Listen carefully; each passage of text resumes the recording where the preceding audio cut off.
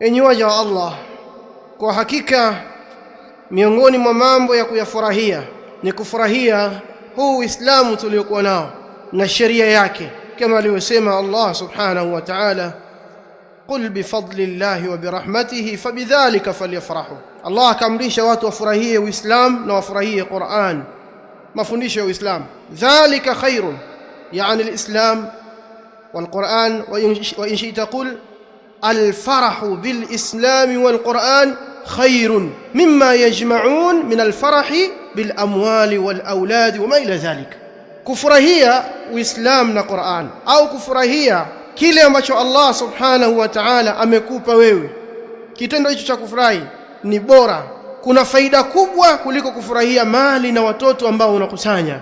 Mtu afurahie sharia ya Uislamu, kwa sababu watoto amepewa kila kiumbe, amepewa mbuzi mpaka chawa anapewa watoto. Kwa hiyo sio kitu kikubwa. Mali kadhalika wanapewa wabaya na wema, lakini Uislamu hawaupati isipokuwa khawasun nas.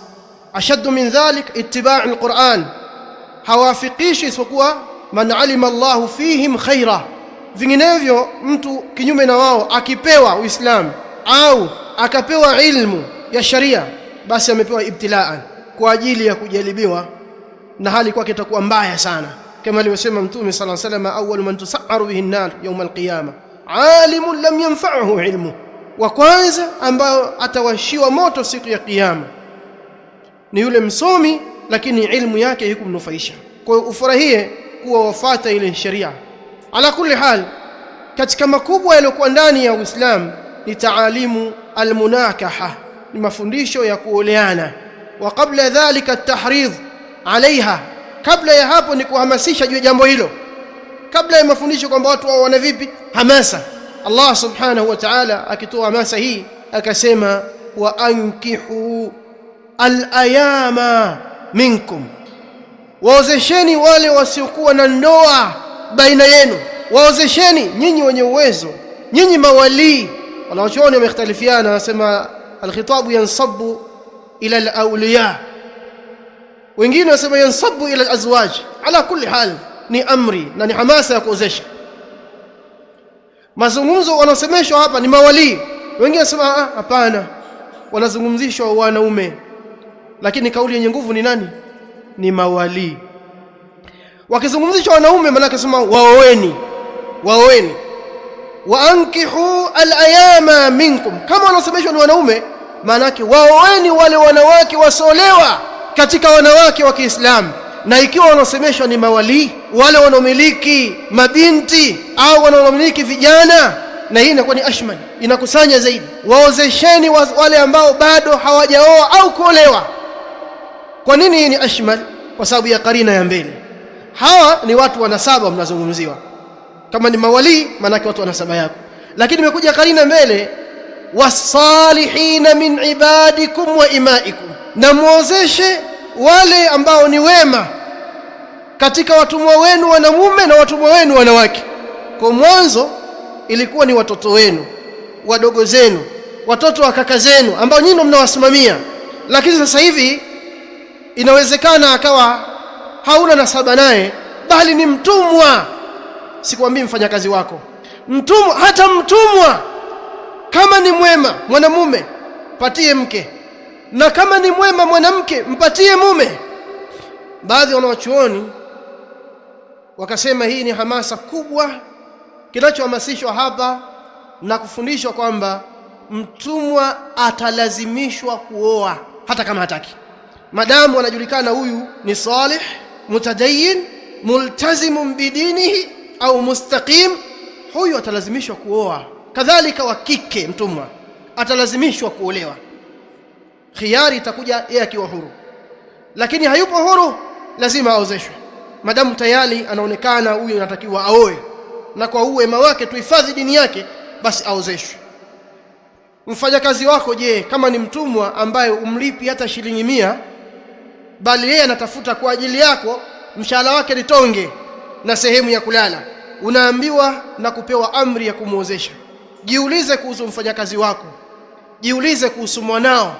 Ndugu zangu, aya hii ni sawasawa tuna kauli yake Allah subhanahu wa ta'ala, wa taawanu 'ala albirri wattaqwa, peaneni nguvu, unganeni mkono kwenye mambo ya wema, mambo ya kidunia lakini si mambo mabaya, wattaqwa, na mambo ya kidini, mambo ya taa, mambo ya taa. Sasa ndoa iweke unapotaka wewe, ukiwa katika mambo ya kidunia sawa, ukiwa katika mambo ya kidini sawa, lakini Allah ameagiza at-taawun fil birri wattaqwa, na ni agizo Allah, ni amri, wa taawanu, katika mlango wa kusaidiana. Na usisubiri kijana akufate akuambiwe, ndugu yangu, naomba unisaidie 200,000, nataka nikapose sehemu fulani. Hapana. Ushamuona kijana ni salih, zingatia kauli yake Allah, was-salihina min ibadikum wa imaikum. Zingatia hapa, waozesheni wale mnaoona kuwa ni wema katika watumwa wenu wanamume na watumwa wenu wanawake. Waozesheni. Ukimwozesha maana yake lazima utatoa mahali, wewe utakuwa unajiongezea mzigo wa kumlisha yeye na mkewe. Sasa lakini Allah akaagiza hizi jambo litokee. Sasa hawa ni watumwa. Je, mtu aliyekuwa huru, unamjua kijana fulani mutadayyin mustaqim, na kijana huyu anaonekana kwa hali yake anatakiwa aoe, vinginevyo ataharibikiwa, imma min babil istihbab, hajafika mbali bado, tunachukua tahadhari mapema, ima shafika mbali, mlivyokuwa mnamjua nyuma na sasa hivi ni tofauti. Wa ankihu al-ayama minkum, hawa ahrari wanaingia min babi aula. Kama watumwa tumeamrishwa, basi wasiokuwa watumwa ni aula, amri juu yao ni kubwa zaidi. Hili jambo Allah amelihamasisha hapa, na hii ni amri, na amri siku zote inafidisha uwajibu. Lakini Allah subhanahu wa ta'ala akaonesha faida za ndoa katika aya iliyofuata, walyastafifi alladhina la yajiduna nikaha hatta yughniyahumullahu min fadli. Hapa akarudi kusema na vijana. Mawalii wamesemeshwa kivyao na raia wengine wamesemeshwa kivyao, wale ambao wanajiweza, lakini vijana wakasemeshwa kivyao, wale ambao hawajaoa. Nyie ambao mjaoa, msifanye kutosaidiwa na watu kwa ndio sababu ya kufanya madhambi. Vijana nao ugeuka, mimi msiponiozesha mtaona, msinilaumu. Lakini sikulaumu nani? Kila mmoja ana agizo lake. Alaihim ma humilu wa alaikum ma humiltum, kila mmoja amepewa wajibu wake. Yule amepewa wajibu wake ataulizwa katika wajibu wake, na wewe kijana ambaye hujaoa utaulizwa kwenye wajibu wako. Amesema Allah subhanahu wa ta'ala, waliyastafif, na wajiziwie wasipite njia tofauti, alladhina la yajiduna nikaha, wale ambao hawana gharama za ndoa, hata yughniyahumullahu min fadli, mpaka watu awape uwezo, mpaka Allah awape uwezo katika riziki yake, awagawie cha kwake. Fanya subira, hali ni mbaya, lakini katika subira, kama hali ni mbaya unaogopea utazini, nenda kakope. Jamani, nikopesheni pesa nioe, ni katika subira. Wakati huo mambo mengine yaendelea, ghadhul basar, na nyingine as-sawmu, kama aliyosema Allah subhanahu wa ta'ala, qul lilmu'minina yaghuddu min absarihim wa yahfadhu furujahum, waambie waumini wanaume wainamishe chini macho yao na waepuke zinaa. Kadhalika kwa wanawake, wa qul lilmu'minati yaghuddna min absarihinna wa yahfazna furujahun. Hii ni tahara kwao, itawatakasa wao wakifanya hivyo. Ndugu zangu, haya ni maagizo ya Allah, kila mtu kapewa la kwake. Fumba macho yako, usikodolee macho watoto wa watu.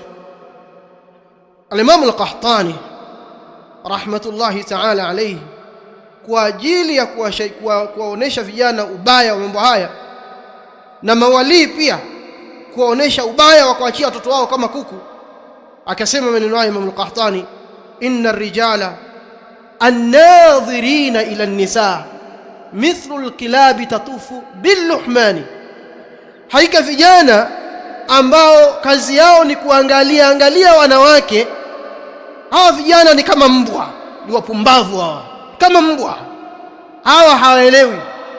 Mwanamke akijihifadhi watamtolea macho, asiyejihifadhi atamtolea macho. mfano wa mbwa ambao wameiona nyama. Mbwa akiona nyama anapita mbali, hata uifunike atanusa harufu. Ina harufu gani nyama hii? Ataifuata hivyo hivyo. Mithlul kilabi tatufu biluhmani, ni mfano wa mbwa. Hapa mbwa hajakusudiwa mbwa kama mbwa tu wa mtaani peke yake. Mbwa ni mnyama wote, yoyote katika sibaa, mnyama wote wa kuinda. Ushahidi akasema mbele, illam tasun tilka luhuma usudaha, kama hautozilinda hizo nyama kutokana na wale mbwa, wale simba, sasa hivi wanaitwa simba, ukilat wallahi watakula bighairi iwadhin wala athman, pas na chochote, bure, italiwa bure. Usipomchunga mtoto wako wewe wali, ataliwa bure. Hao vijana ni kama mbwa, hawaelewi.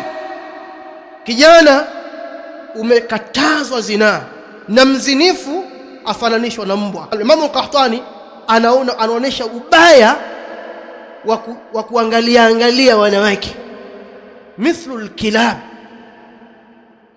Sasa usiwe kama mbwa, funika macho yako. Allah ndio alichoagiza hiki. Ala kulli hal, haya ni maagizo ya Allah subhanahu wa ta'ala. Mwanamke ni dhaifu, ndio maana ukaambiwa ataliwa bure. Wewe wali, mziwie binti yako ambaye hajaolewa asitoke ndani pasi na jambo la dharura. Sikwambia atoke saa 3 za usiku, baada ya maghrib anatoka nyumbani pasi na jambo la dharura. Hakuna kutoka nyumbani, abakie nyumbani. Na hata aliolewa mke wako abakie nyumbani, kwa sababu ni madhaifu. Kwa nini madhaifu? Imekuja katika hadithi ambayo hadithi si sahihi, imeonesha maneno kwamba mwanamke ameumbwa kwa mbavu, kwa sababu hiyo akawa namuha fi rijal, udhaifu wake yeye upo kwa wanaume. Kwa sababu gani? Ameumbwa kutokana nani? Na mwanaume, na mwanamume ameumbwa kwa udongo na udhaifu wake upo kwenye ardhi. Ukitaka mwanamume umkamate, ukitaka mwanaume umkamate kiulaini, umvute sehemu, mpe ardhi, utamkamata tu. Rahisi sana kwa mwanaume kumpata, ukimpa ardhi anajua hii ni mali. Lakini mwanaume mwenye akili timamu, kuna wanaume hawajui hata mali ni nini, wasafihi, lakini ardhi ni mali. Unakuta wanaume, ndio maana kuna wanaume kwa ajili ya ardhi yuko tayari kuua mtu. Kipande tu cha ardhi kidogo hivi tu anagombania watu, peka na mahakamani, mabilioni ya pesa tamwagika. Kwa nini pesa zote hizi? Wanaume hawa kwa sababu ya ardhi zao ndio wanafanya wasijari wake zao ndani ya nyumba, kwa sababu ya shamba lake, yuko bize na shamba. Mke anamtaka, lakini sio kama ardhi, mke nitapata mwingine. Wanawake wako wengi, lakini mwanaume kwake ndio kila kitu. Ala kulli hal, ndugu zangu, tumehamasishwa kwenye ndoa. Katika hamasa nzuri na kuelekeza faida za ndoa, alielekeza Allah subhanahu wa ta'ala, sawa min ayatihi an khalaqa lakum min anfusikum azwajan litaskunu ilayha wa ja'ala bainakum mawaddatan wa rahma inna fi dhalika la ayatin liqaumin yatafakkarun. Katika alama ya ukubwa wa Allah subhanahu wa ta'ala na huruma yake yeye kwenu nyinyi, an khalaqa lakum min anfusikum azwaja, ni kule kuwaumbia wake ambao ni katika jinsi yenu nyinyi wenyewe, litaskunu ilaiha, ili muweze kupata utulivu kwao, ili muweze kupata utulivu kwao. Hivyo hivyo wanawake nao wapata utulivu kwa nani? Kwa wanaume. Waja'ala bainakum mawaddatan wa rahma, lakini msingi wa utulivu upendo. Hii siri ya utulivu, upendo uwepo na huruma, vitu viwili. Upendo, mume ampende mke wake na mke amuhurumie mume wake. Kadhalika mume amuhurumie mke wake, alla yusibaha bisu'in, asimsababishie jambo baya. Waja'ala bainakum mawaddatan wa rahma, akajalia baina yenu upendo na kuhurumiana. Tafsiri ziko nyingi hapa, lakini sisi tunachukua tafsiri hii ya juu, upendo na huruma ndio inatuhusu sisi. Ndoa ili iwe nzuri, ili iendelee kunawiri, inatakiwa ibebe upendo sana sana. Mwanamume ampende mke wake. Mke ukimpenda utamtekelezea mahitaji yake. La pili, muhurumie. Ukimhurumia utahakikisha kila linalomsibu unajaribu kumtatulia kila tatizo alilokuwa nalo, kwa sababu unajua kwamba huyu hana pa kupata chake isipokuwa kwangu, shamtoa kwao tayari. Kwa hiyo usikubali kumuona anakuwa mnyonge hali ya kuwa unacho. Kama unacho, usimwache anakuwa mnyonge. Waashiruhunna bilma'ruf, muishi nao hawa wanawake kwa hali ambayo inakubalika na watu wa jamii yenu, hali inayokubalika na akili salama. Usifanye muashara ambao akili salama haikubali. Una pesa lakini umfanyii maandalizi ya chakula ambao yanafanana na mwanamume mwenye pesa. Una pesa lakini maandalizi yako kwa mke wako ya chakula chake haionekani kwamba wewe una pesa, yani haelewi. Hebu mwekee mazingira hiyo neema aliyokupa Allah, muoneshe afurahie. Akifurahi atakufurahisha, asipofurahi hawezi kufurahisha. Kila mmoja ajitahidi kadri ya uwezo wake. Liyunfiqu dhu sa'atin min sa'atihi wa man qudira alayhi rizquhu falyunfiq mimma ataahu Allah. Yule alokunjuliwa riziki atoe kwa kadri ya vile alivyokunjuliwa, kwa kadri alivyokunjuliwa. Na yule ambaye riziki yake imefanywa kuwa ni nyembamba, ni ndogo, basi atoe kwa kile kiasi alichopewa na Allah subhanahu wa ta'ala. Tunachofundishwa hapa ni kutokuwa mabahiri juu ya familia zetu, kutokuwa mabahiri juu ya wake zetu na watoto wetu kiujumla. Ndugu zangu, ilikuwa lengo letu ni hamasa hapa mwanzo, lakini tumefika mpaka huko. Ala kulli hal, yote haya ni malengo. Ndoa ni jambo la msingi. Qur'ani imetuhamasisha, kadhalika sunna za Mtume sallallahu alayhi wasallam. Aqulu qawli hadha wa astaghfirullah li wa lakum fastaghfiruhu innahu huwal ghafurur rahim wa huwal barrul karim. Alhamdulillah wassalatu wassalam ala Muhammad ibn Abdillah. Ndugu zangu katika imani, katika mambo mengi yaliyozungumzwa kuhusiana na ndoa, mambo ambayo ni ya muhimu ni katika hadithi ya Mtume sallallahu alayhi wa alihi wasallam. Maana tumesema kwamba mtu ana uwezo avumilie, lakini kuna wakati mtu hata akivumilia vivumiliki. Itakuwaje sasa akilazimisha kuvumilia, lakini anaona bado hali ni ngumu, anafunga lakini bado hali ni ngumu? Na hasa kwa mazingira yetu ya leo, akitoka tu amekutana na mwanamke, tena sio tu mwanamke, anatembea uchi, hali itakuwaje? Na yeye uwezo ana, afanyaje? Aendelee kusubiri? Kuna hadithi mbili sahihi ambazo hadithi hizi zinatuelekeza hata kama mtu hana uwezo basi aozeshwe. Na hata ile aya pia kadhalika, hana uwezo, nyinyi mliokuwa na uwezo muozesheni. Haiwezekani watu mtu kujitolea. Wali kijana amekuja anataka kuoa na kijana ni salih, baada ya kumkubalia mmemtajia mali, anaomba jamani nipunguzieni. Mmemtajia milioni moja, sasa jamani mimi nina 100,000. Ambia unaanza kumwambia kwani umesikia ni mbuzi huyu? 100,000 si mbuzi, ananunuliwa mbuzi. Kwa hiyo utakamfanisha mwanao na ng'ombe? Ni ng'ombe sio? Huyu ni mtu, hanunuliwi kwa pesa yoyote ile, hanunuliwi. Hebu angalia, kama umeridhika na dini yake na tabia yake, mfanyie takhfif. Ndio wataawanu ala albirri wattaqwa, bali baraka ipo kwa wanawake ambao aisaruhunna muhra, ni wale ambao mahari zao ni rahisi, ndio wenye baraka katika ndoa. Na hili jambo kwa wale ambao wanafanya taaddudi wazingatie, walioa mke zaidi ya mmoja. Baina ya mke aliomuoa kwa mahari ndogo na yule aliyemwoa mali kubwa, aangalie yupi ambaye anapata mapenzi ya kweli katika ndoa, mapenzi ya kumzidi mwenzake. Katika wake zako wale uliokuwa nao, kama ni watatu au wawili, tizama katika wale yupi ambaye anakupa upendo wa kweli.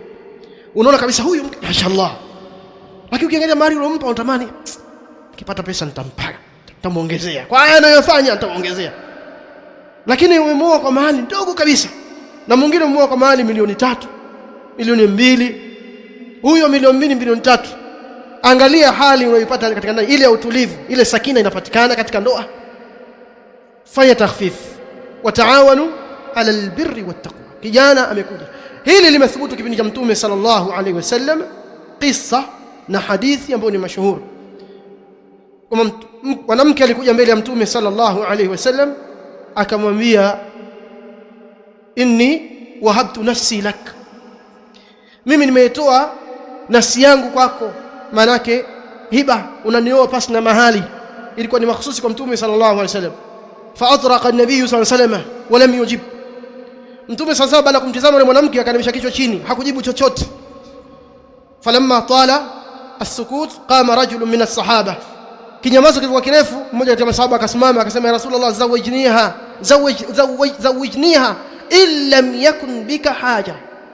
Mtume, naomba uniozeshe mimi. Huyu jamaa unafikiria nini? Siku zote anatamani aoe, lakini mke wa kumuoa si kwamba hajamuona, atakaye mkubali yupi. Akatumia fursa, huyu mwanamke ni jasiri, mbele ya masahaba anakuja kuomba aolewe bure. Unajua kuna kukubaliwa na kukataliwa, huyu ni jasiri, huyu mwanamke hawezi kukataa, ana tawakkuli ya juu. Lakini la pili, hapa kuna mtume hata kama mali sina atanitolea mali huyu. Kwa hiyo mtume, niozeshe, kama huna haja naye niozeshe. Mtume sasa akifika ulile kanua kichwa akamwambia, una kitu cha kumpa mahali? Una chochote umpe mahali? Akamwambia, sina chochote, sina mahali, mimi sina mahali. Mwamba anataka kuoa lakini hana mahali.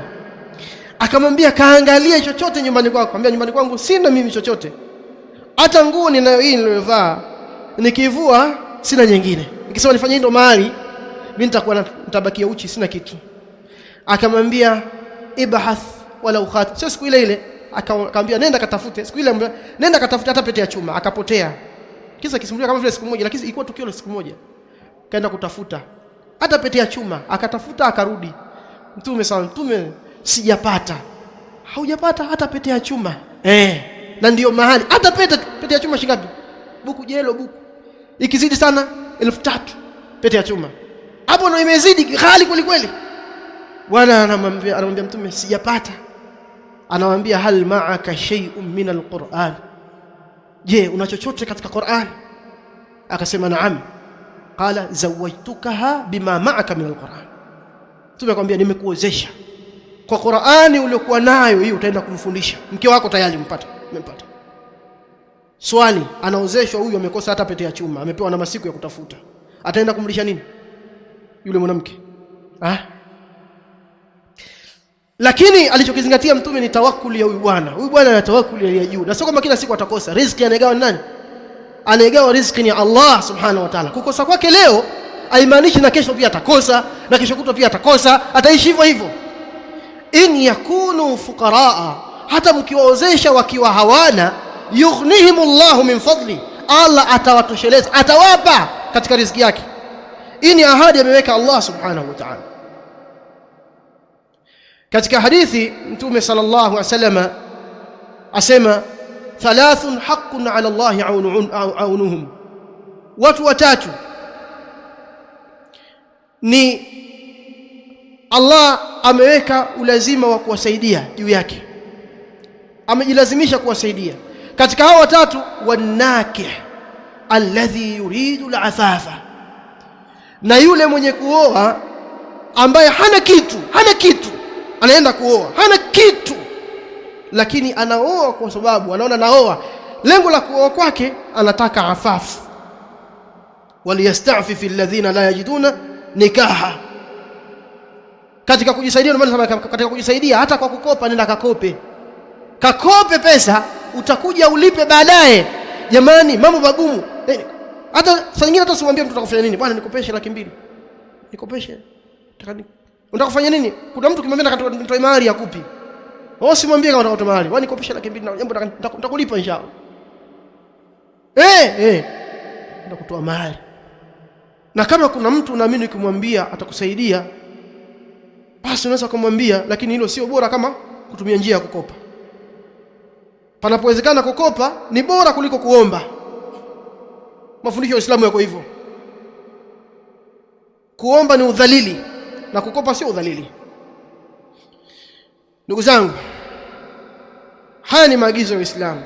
Jambo hili likiwa kwenye sura hii inaonesha umuhimu wa jambo hili na kwamba watu wasifanye uzito.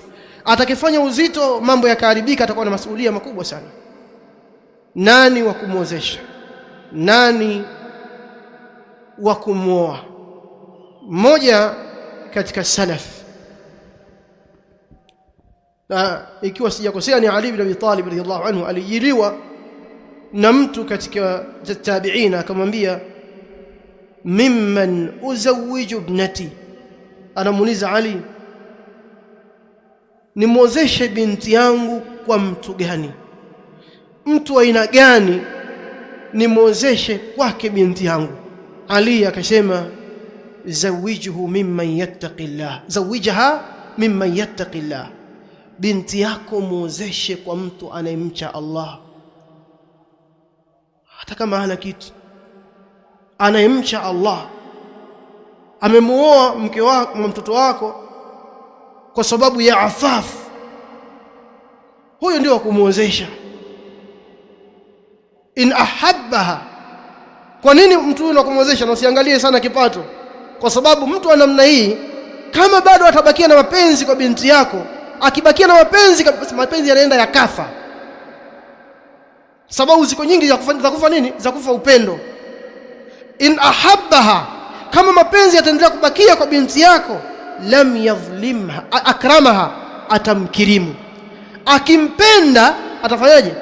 Atamkirimu. Na mwanamke huwa anapima hivyo, upendo wako kwake yeye, je, anavyovitajia unampa? Zile ikramu zile ndio kipimo cha mwanamke cha upendo wako. Hata ukimpelekea biskuti ya shilingi 50, si hauna shilingi 550, yeye ukimpelekea mashaallah anafurahi. Wewe kila siku nyumbani mikono mitupu, hauna pipi, hauna bigiji, unarudi nyumbani ukiuliza eti maisha magumu kila siku. Hata siku unapata hela unanunua hata na nyama, lakini yeye kajizawadi cha kwake yeye khas hauna pia, kwamba hii ni zawadi kwa mke wangu. Mwingine anajali watoto wake, anunulia zawadi watoto wake, mke wake ampeleke hii zawadi. Hodari kuwapa watoto zawadi, mke wake hana zawadi. Vipi? Kwani si mtu anahitajia aone hizo ikram? In ahabbaha akramaha. Al-ikram min alamati al-mahabba. Wa in abghadaha, na kama atamchukia, ikitokea mapenzi ya kafa, lam yadhlimha, hatamdhulumu. Huyo alotoa mahari milioni 1 akija kukasirika atampiga ngumi za pua mtoto wako. Sikatoa pesa yake, sikatoa pesa zake nyingi, alafu binti anasumbua eleweki, ndio anamfanya punch bag, piga za pua binti, mnapelekana hospitali huko.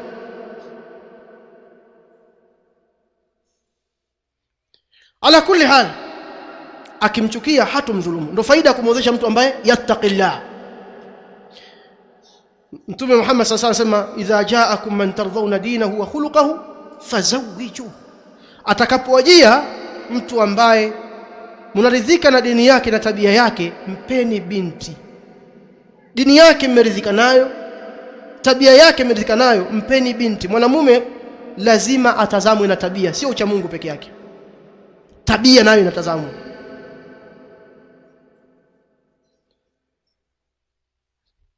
Kwa mwanamke anatazamwa dini peke yake.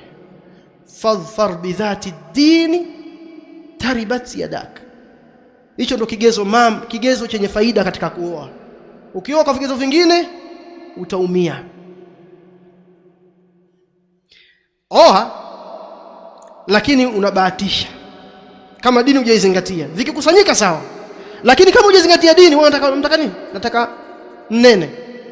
Basi akiwa mnene haujali, unamtoa kwenye ana dini au hana dini. Na dini ya mwanamke ni nini? Ni utiifu. Dini ya mwanamke ni nini?